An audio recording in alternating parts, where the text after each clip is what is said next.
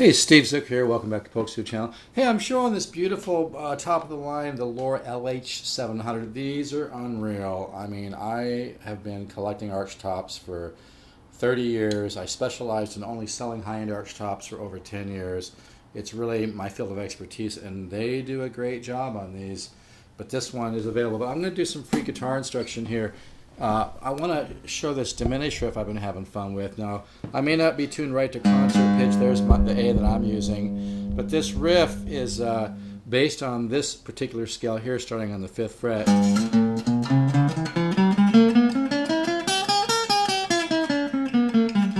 Now, I'm putting a lot of muscle in this because I'm using mostly downstrokes so you can hear it, plus it brings out the tone of the arch top. And that's a great thing about working on an arch top. You develop so much strength from working on an arch top. You get on electric and you'll really rip it up. And it's good for legato playing as well as staccato. And also it's great ear training. When you when you work on an arch top, you know, you really can hear what's going on. You tend to get more into chordal improvisation. But let's get to the freebie today. Here's the riff.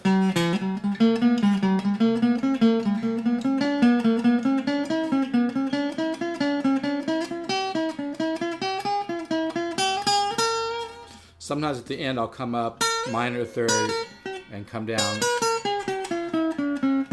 the diminished scale. So again, that riff, I'm starting here on G sharp. Okay, hopefully you can see that. I just recorded a second ago, to be honest with you, and you could only see from the 7th fret. So hopefully I'm getting it this time.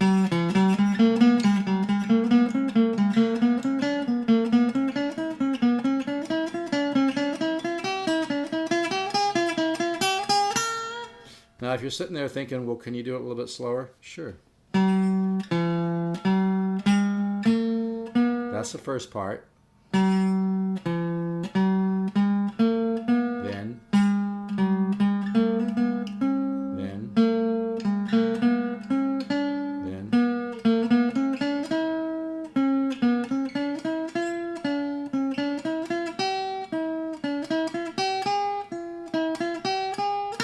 Now I'm doing a little harmonic picking at the end there where I get a little bit of my thumb in. So here's the riff again.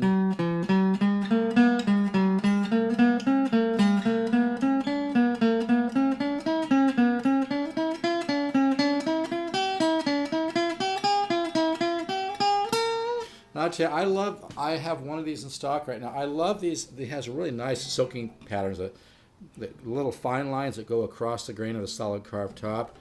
These are really nice guitars. I mean, seriously, folks, if this same guitar said Gibson, it'd probably list for about $9 grand. You'd be paying $5 grand for it, and you'd still love it because it's really well made.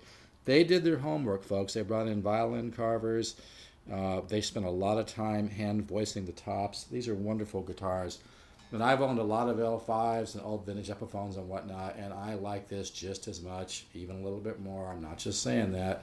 It's a gorgeous guitar. So anyway, that's the riff for today. And I know I did this on a video a few days ago.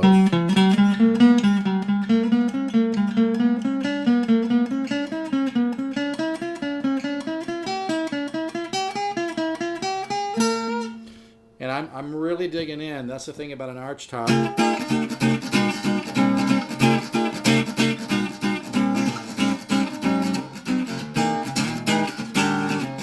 You can put some power into it and bring the tone. Now, if I do this riff, I'm going to get this a little closer. If I do the same riff, but alternate picking, I'm not going to have as much power and volume, but it changes the phrasing. So, you know, in a recording situation, I might want to do one riff with all downstrokes to bring out that much tone, maybe another riff using alternate picking, and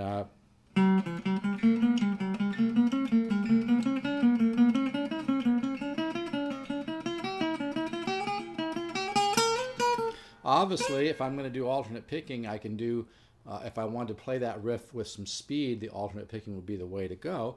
But it's all what you're trying to do. It's all what you're trying to say. It's all the harmonic implications and stylistic articulations that you're creating, okay? It's not all about speed. To me, it's about tension and resolution. There's times when you play fast. There's times when you play slower. The space between the notes is just as important, you know. But this is a great riff. If you're going to have to work on it slow. And again, if you just want to first get used to the actual fingering of 1, 3, 4, 1, 2, 4, 1, 3, 4. Here's the A. I may not be right to concert pitch. So here again, the riff is.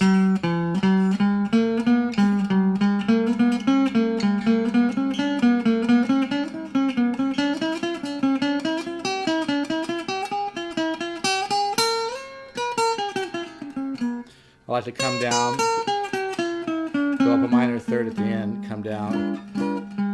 Okay, so here it is, alternate picking.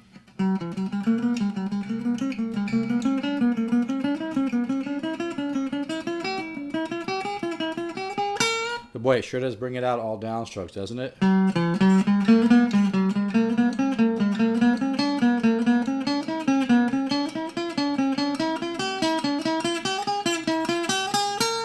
Because you're using the weight of your right hand. When you're doing all downstrokes, you're using that weight.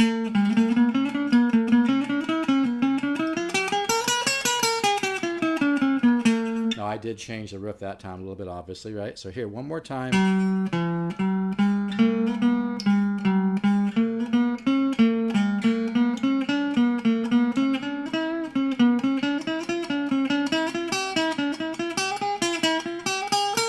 I go up minor third. Okay. And if, you know, to get you started, here's the first part.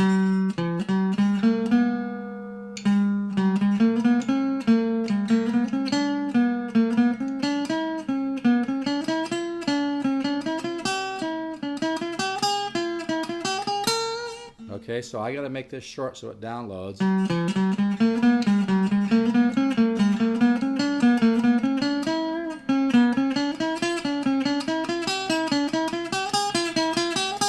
Boy, the sound of this thing is... this guitar has only been played maybe 20 minutes. It's already starting to open up and ring out with overtones. These are amazing guitars. I'm not just saying this trying to sell this. Sure, I'd love to sell. Actually, I really wouldn't love to sell. I love this guitar. I'd love to keep it, but I can't stay in business keeping all my stuff. But seriously, folks, 20 years down the road, people are going to wish they would have bought these. They are that good.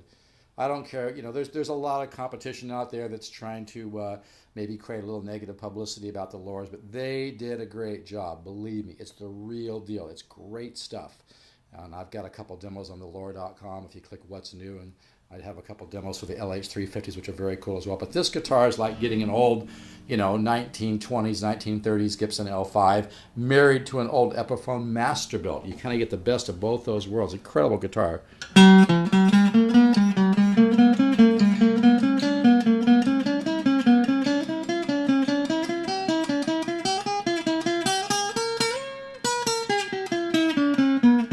Boy, it's just ringing out, man. All right, enjoy the riff. Take care.